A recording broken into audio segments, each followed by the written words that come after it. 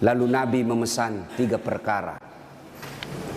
Nabi pesan pertama, jaga salat kalian. Nabi tidak bilang jaga pangkatmu, jaga rukomu, jaga hartamu. Tidak. Nabi mengingatkan, solatmu, jaga solat kalian. Bapak-bapak polisi, kalau bapak mau baik pekerjaan, jangan tinggalkan solat. Kecil itu bos jadi kapolsek, kecil. Nah datik nih puangi, jadi kok. Siapa yang sangka Pak Idam Aziz jadi Kapolri? Siapa yang sangka? Tidak pernah orang membayangkan, tidak pernah didengar-dengar namanya. Tiba-tiba jadi, kalau Allah mau. Kecil buat Allah jadikan kalian Kapolres, kecil. Kecil kalian kalau mau jadi kasat narkoba. Ini semua senang kasat narkoba.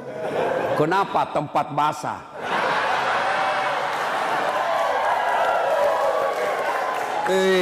Hati-hati Pak Polisi. Di tempat basah lah itu orang tenggelam.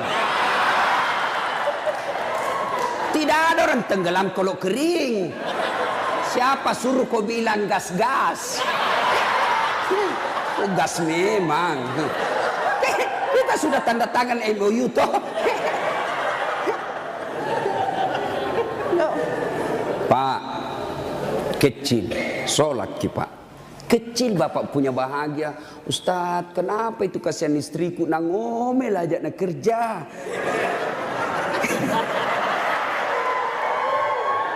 Ini juga ibu-ibu ini. Kalian istri-istri polisi, muliakan itu suami. Kita kira itu gampang jadi polisi, Bu. Saya saja bukan polisi, saya bayangkan itu susahnya jadi polisi. Masalahnya orang datang ke mana? Sentuh, kemana kamu? Kok nanti ada. Coba bayangkan. Kita mau baik-baik. Datang lagi sepupu tak menangis di depan tak. Nah telepon tom maki om tak. Iko Tomik tuh, kau Tommy diharap. Kaulah satu-satunya keluarga di polisi. Apa kek kau bantukan itu kemanakanmu? Coba bayangkan. Nggak gampang itu. Kalau Ustadz apa godaannya? Apa godaannya Ustadz? Kemana-mana pakai gamis. Nggak ada perempuan mau dekat sama kita. Nah bacakan kau Yasin jauh-jauh kok. Tapi kalau polisi Pak, godaannya banyak. Banyak betul godaannya itu polisi. Masalahnya orang datang pula istri. Pakai kok kipas Pak? Tak kalah ada apa kayak situ. Itu tuh. Kalau kita Ustadz, siapa yang mau sogoki? Paling nasogoki telur sama soko. Apa mau nasogokkan ki? Tapi polisi subhanallah godaannya sangat besar, bebannya sangat besar. Maka disitulah dibutuhkan ibu. Pelihara suamimu. Jangan kau malah jadi tukang kompor. Apa kek, masa kita sudah 17 tahun menikah tidak pernah tongko beli kangat gelang. Itu saja baru polisi baru 3 tahun suaminya gelangnya kayak pelik sepeda. Betul dia baru 3 tahun tapi dia sudah jual sawah warisan. Jangan, Bu, sayangi itu suamimu kasihan. Jangan kau dorong dia masuk neraka. Ya. Coba kalau ibu-ibu tidak beristri polisi, ibu ndak jadi ndak jadi bayangkari. Karena ibu bayangkari, wah luar biasa mobil polisi dia pakai piarisan. Iya toh? Iya Bu. Makanya syukuri. Coba kalau ibu ndak nikah sama ibu bapak-bapak polisi, ibu bukan bayangkari, gasturi. Gadis tua Republik Indonesia. Maka bersyukur ya. Pak, jaga sholat Pak. Saya kasih contoh ya, saya kasih contoh. Kan ada komandan tak toh? Ada Kapolres. Kira-kira kalau Kapolres panggil ajudan bagaimana hebatnya? Ajudan, itu ajudan biar lagi baring-baring di kursi makan cang goreng. Ajudan, siapa? Biar itu ada cang goreng. Perintah komandan. Iya toh? Iya. Iya. Mana ada ajudan berani dipanggil? Ajudan, tunggu dulu Pak. Bilang aku diinjak lehermu. Coba. Ayo. Begitu takutnya kita sama manusia. Padahal Kapolres paling lama 2 tahun. Mutasi lagi. Tapi begitu takutnya kita sama manusia. Tidak berani kita bilang tunggu. Lalu kenapa ketika azan berkomandan Allah memanggil kita, hayya 'alal falah. Pak polisi, sini kok, saya kasih kok kemenangan. Bapak tahu enggak itu artinya? Hayya 'alal falah. Itu artinya sini saya kasih kok kemenangan. Sini saya kasih kok kejayaan. Allah panggil kok, sini kok saya kasih jadi Kapolsek kok. Sini kok saya kasih kok jadi Kapolres, sini. Tapi apa jawaban kita? Tunggu, lagi meeting. Tuhannya suruh menunggu. Kapolres saja kau tidak berani kasih menunggu. Ini Tuhanmu kau suruh menunggu. Pantas 20 tahun kau jadi polisi, tidak bisa kau lepas dari kredit.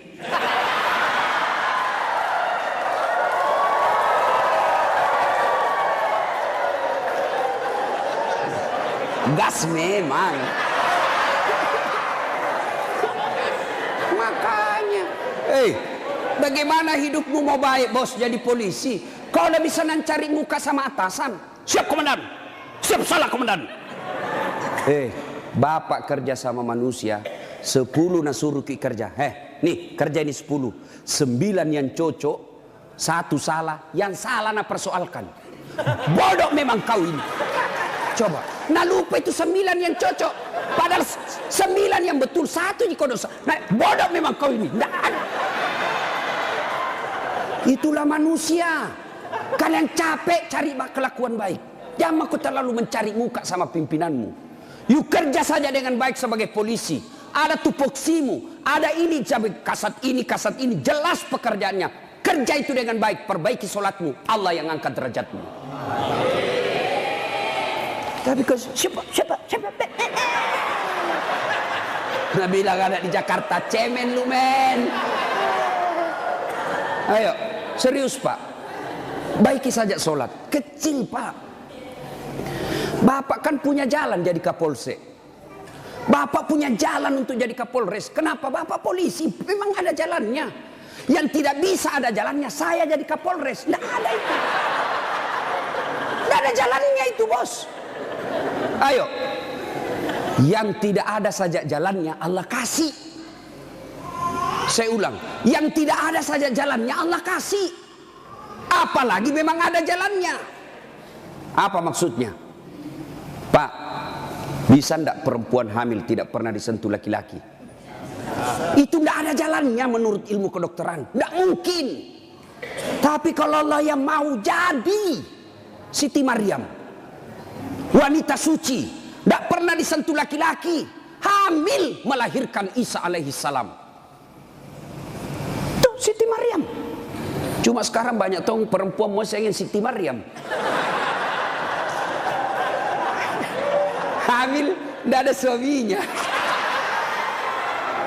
Usut punya usut, ternyata selingkuh sama polisi.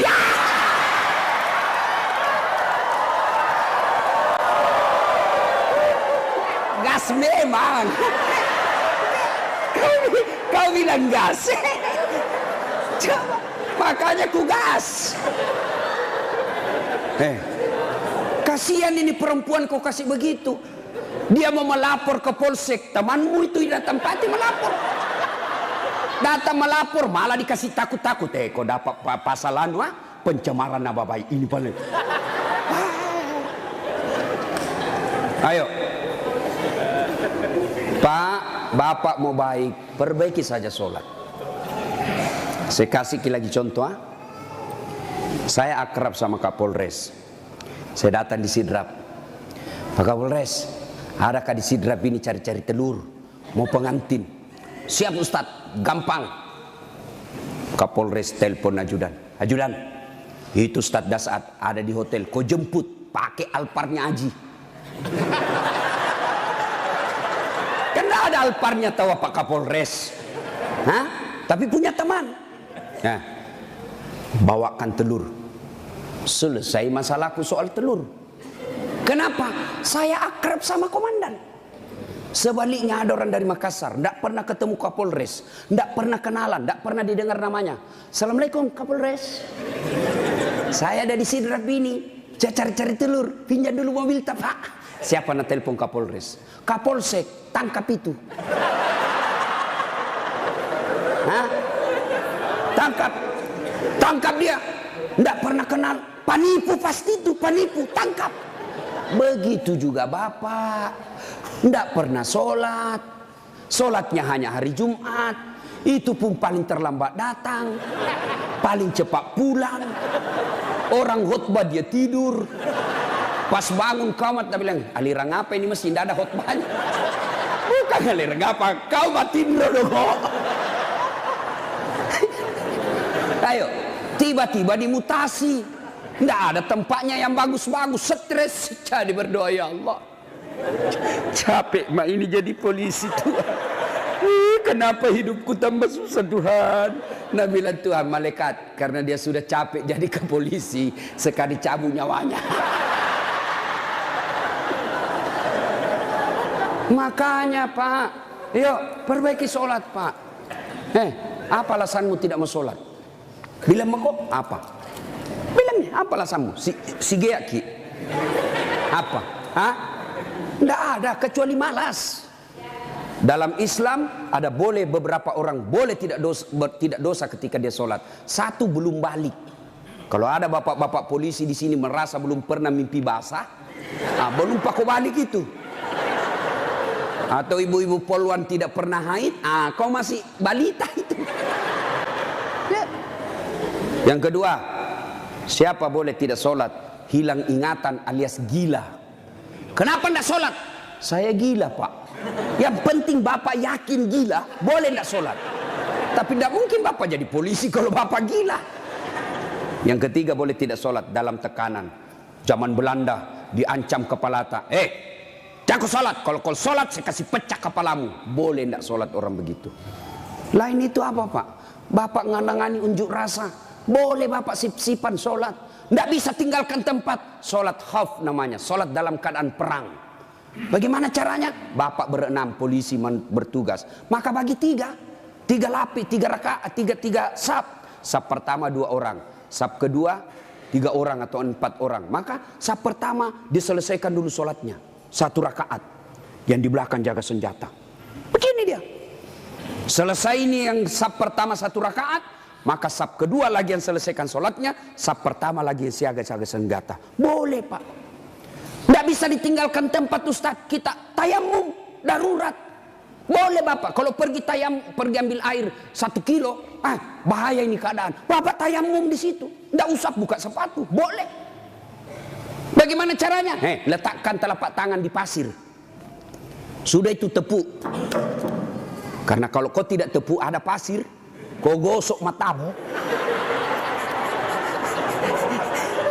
Tidak jadi kesembahyang.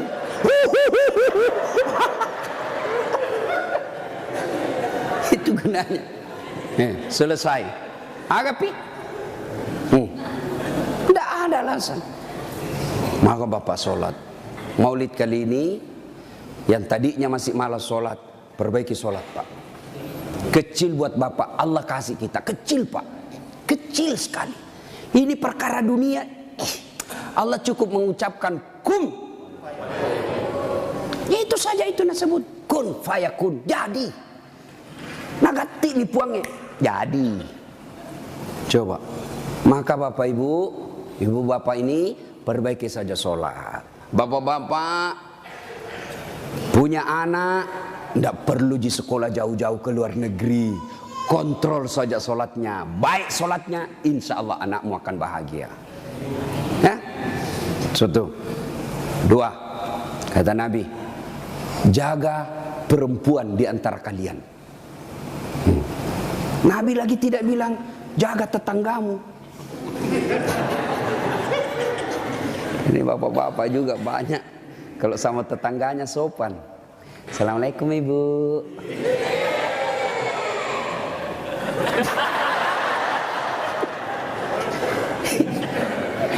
Ibu, kita ini sebenarnya laki-laki tergantung istri. Kalau istri kita baik, sopan bicara, tidak mungkinlah kita macam-macam.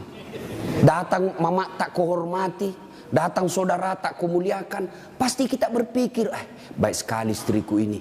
Belum tentu saya dapat perempuan lebih baik dari ini. Ya sudahlah, saya sabar saja menghadapi ini. Tapi kau suka kau ngomel, malas, datang mertuamu tidak pernah enak mukamu. Baru 1 jam duduk kau bilang kapan pulang mak. Datang mertua laki-lakimu langsung kau bilang kasih mbokmu. Datang lagi bapakmu bawa beras 50 kilo, pulang nanti 1 juta. Ada begitu istri tak pak?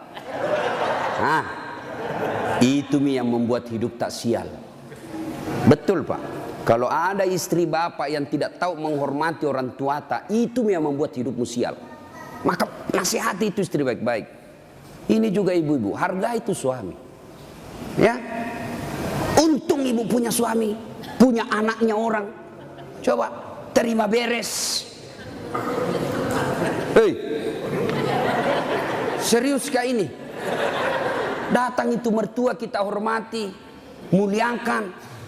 Coba, ada kadang-kala ibu-ibu curhat sama saya, Ustaz, kenapa itu suamiku lebih sayang, kasihan satu rumah kak sama mertuaku, mertua perempuanku. Kenapa ini kasihan suamiku, sayangnya sama mamanya saya tidak. Saya bilang, sadar kok ibu, mamanya orang itu, bukan selingkuhannya, bukan istri kedua. Kalau istri kedua boleh kau bilang begitu, bersaing kok. Tapi ini mamanya, dari rahimnya itu, keluar dari perutnya, dia yang didik dia yang kasih jadi polisi, dia yang biaya, kau terima beres.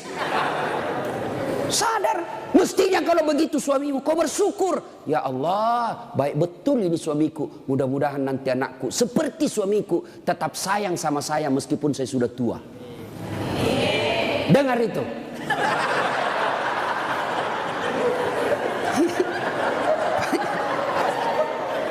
Nonton kita ini pun. Hei. Coba lihat kasih yang ini polisi. Di jalan ngirup udara kotor. Jalan baik-baik dicurigai lagi. Polisi. Pada orang baik datang cari perampok. Coba di kantor kalian dimarah-marahi sa komandannya. Siap salah komandan, ditembak di pantatnya. Siap salah komandan, siap salah. Sampai lagi di rumah kau maki-maki lagi. Bodoh memang tahu kenapa kau tidak lawan. Apa mau dilawan? Nah dia Kapolres.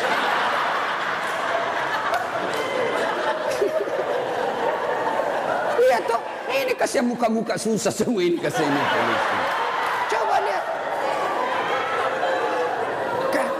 Enak tong itu kalau pulang suamimu kau sayang-sayangi, kau masakan kesenangannya. Tidak bisa tiap bulan, sekali seminggu lah. Ya, paling tidak ketika kau terima gajinya, kau telepon itu suamimu, Pak, jangkik makan di luar. Hari ini saya masak kesenangan tak untuk kita Pak. Tanam maki spesial hari ini. Salam sayang selalu dari istrimu di rumah.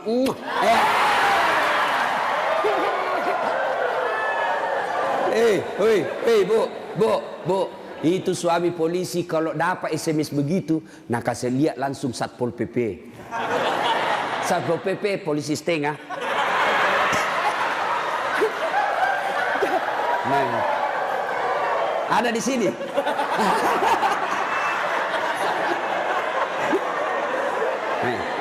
Apa nak bilang?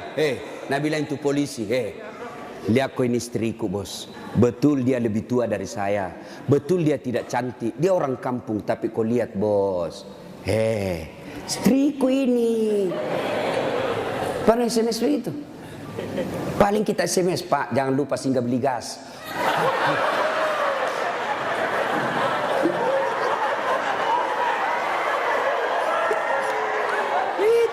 Itulah susahnya jadi suami.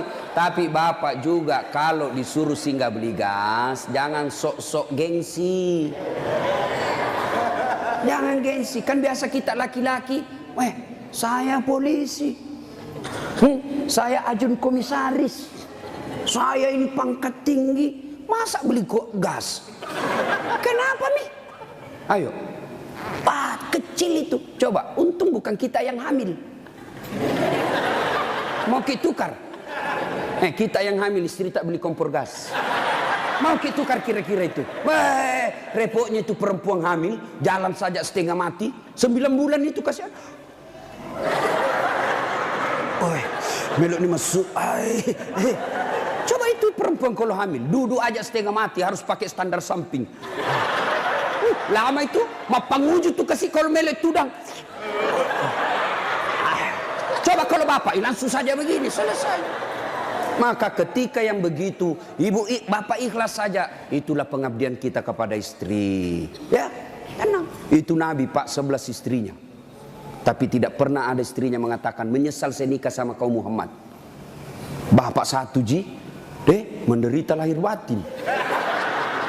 Itu Nabi Pak, Nabi kalau minum sama istrinya, dia kasih begini, minum, kasih lagi istrinya, satu teguk, kasih lagi istrinya. Begitu romantisnya Nabi.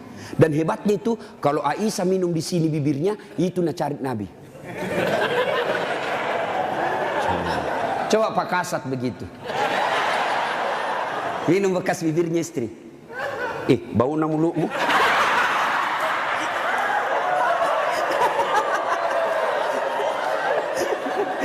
Salatullah Salamullah ala toha Rasulillah. Salatullah Salamullah ala Yasin. Satu, jaga sholatmu. Dua, jaga perempuan di antara kalian. Maka bapak-bapak polisi jaga istri. Itu kewajiban bapak. Kewajiban bapak. Biar bapak hitam jidat gara sholat, Senin Kamis puasa, tahajud tiap hari, tadarus tiap maghrib. Tapi istri tidak pakai jilbab, istri tidak sholat, istri tidak puasa Ramadan. Maka bapak dulu yang masuk neraka. Ku ampusakum wa akhlikum nar. Itu makanya bapak didik istri. Bagaimana cara didik istri? Karena kita tidak punya waktu yang banyak. Lebih banyak di jalan, kasihan. Bagaimana cara didik istri? Arahkan dia pergi majelis. Itu ada pengajian dek, kau pergi di sana. Bagaimana lagi caranya? Paling gampang, bapak tidur peluk-peluk dia. Baru putarkan ceramahnya Dasat Latif. Judulnya apa? Kewajiban istri kepada suami. Sayang ke nonton kita. Langsung enak bapak, karena kalau bapak nasihati istri tidak masuk di akalnya. Tidak masuk.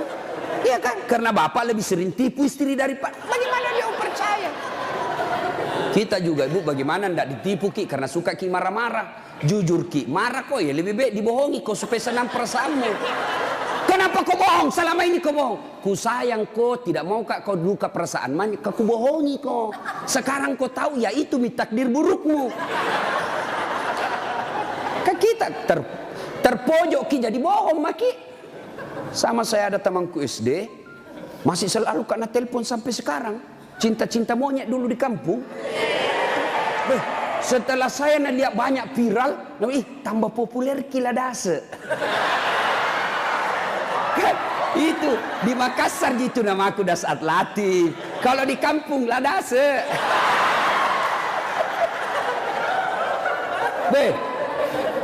Dia selalu lah telepon saya. Nggak enak kan? Nah tahu istriku, bawi perasaannya istri saya hormati sekali istri saya. Saya terima. Nggak enak. Saya blokir. Nah bilang kak nanti sombong. Terpaksa aku tulis di situ HP ku namanya penjual batu bata. Jangan kau shooting ibu, nanti sampai sama istriku. Bunyi itu telepon. Nah lihat istriku, Ustaz, ada panggilan tak? Dari siapa sayang? Penjual batu bata. Wah.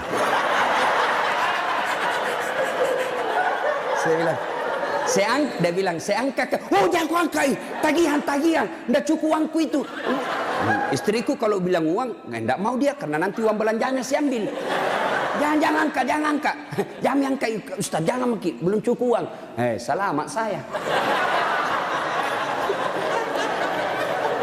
Satu ketika saya pulang ceramah. Bikinlah saya teh.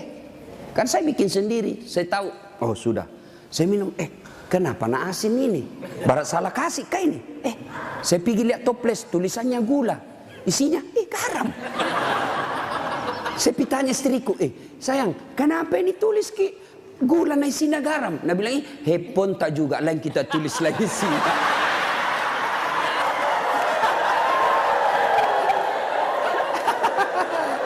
Ibu, sudah tahu rumusnya toh?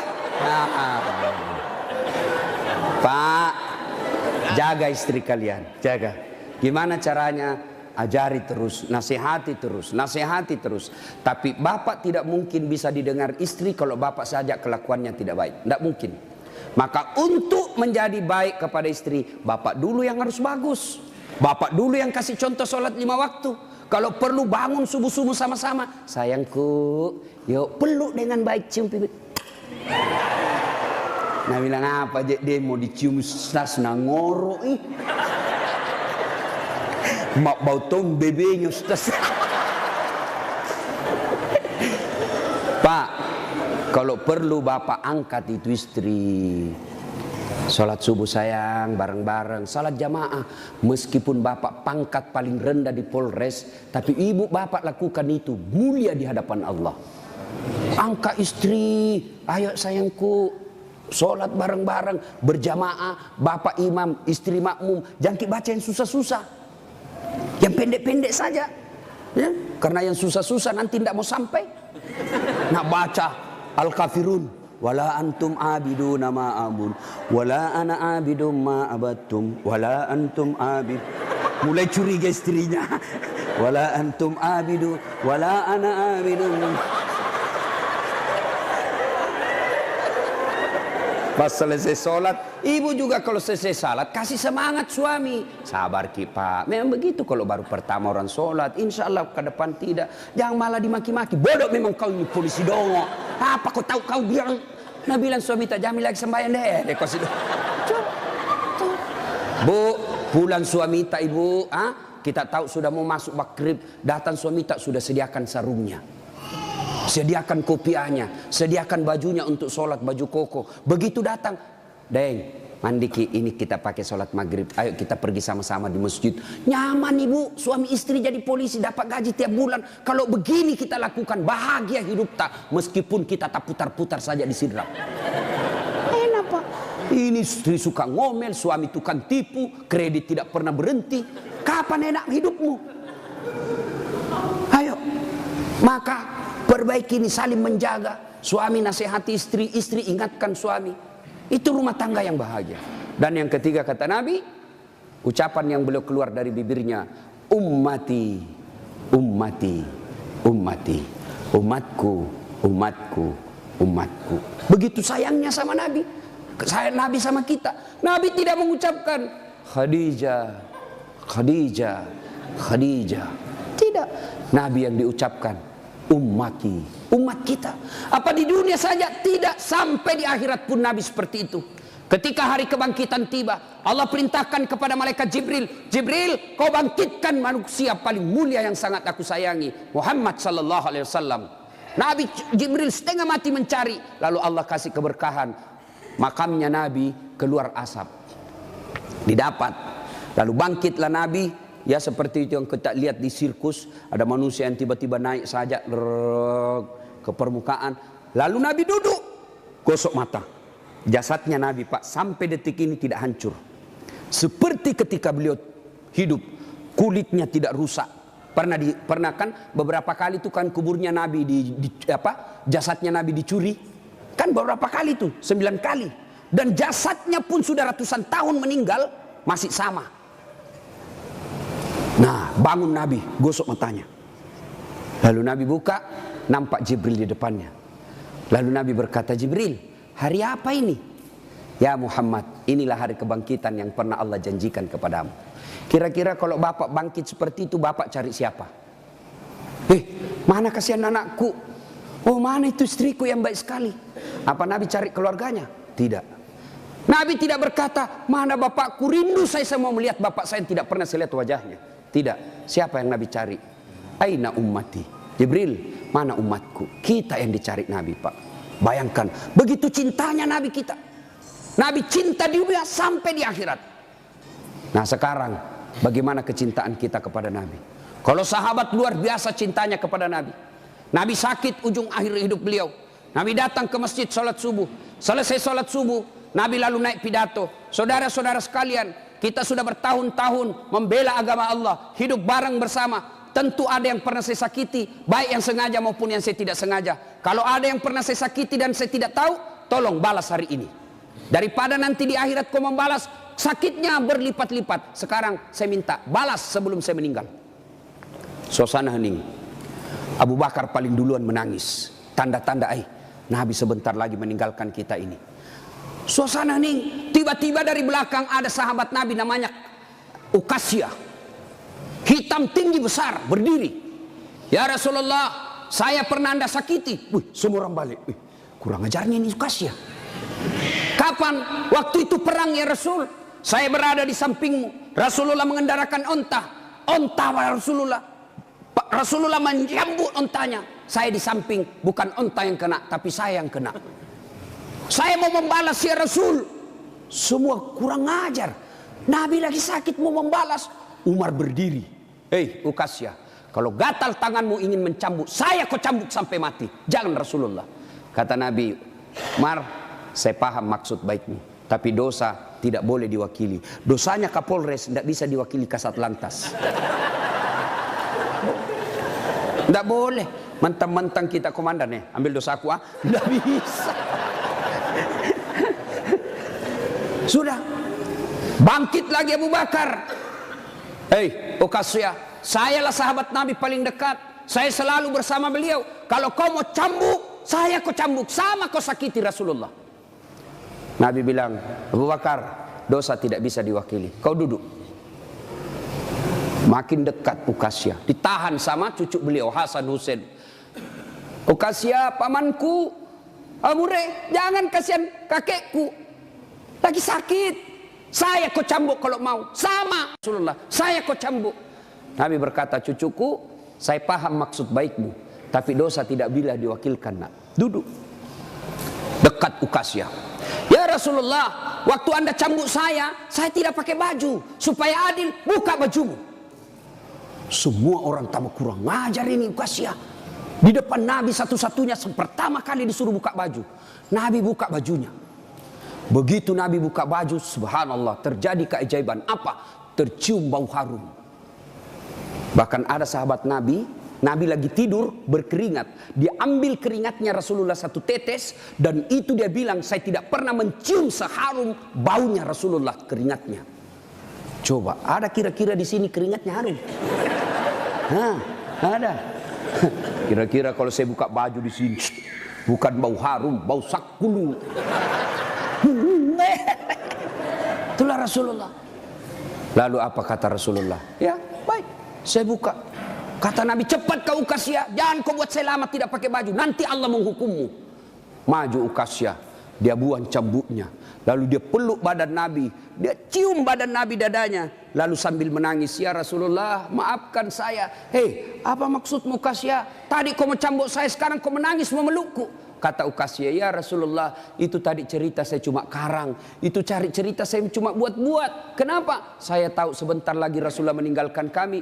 Ingin rasanya kulitku yang hina ini bersentuhan dengan kulitmu ya Rasulullah. Karena saya tahu tidak mungkin saya bisa lagi menyentuhnya tanpa saya akali seperti ini. Ya Rasulullah, mau sekali nih kulitku yang hina menyentuh kulitmu yang mulia.